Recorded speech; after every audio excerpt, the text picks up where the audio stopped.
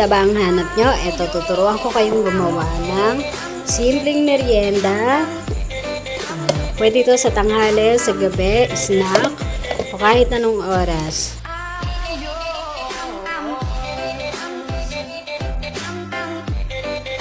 Ito nga pala yung pandesal na putok.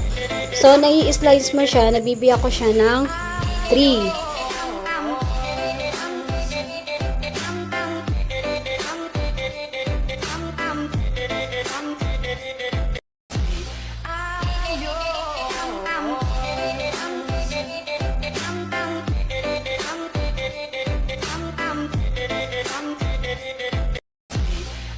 Nilagyan ko lang siya ng asin.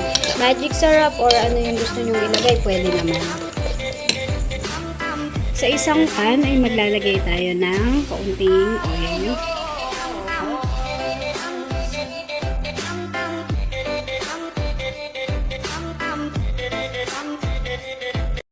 At make sure na low heat lang po siya, low heat, para hindi masunog yung ating bread. Sa ibabaw.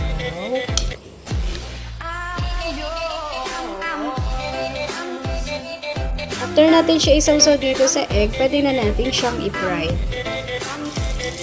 Ayan. The best to mga mami, i-try nyo. Ayan ang kalalabasan. Pwede siyang toasted, pwede rin hindi. Ayan. Finished product.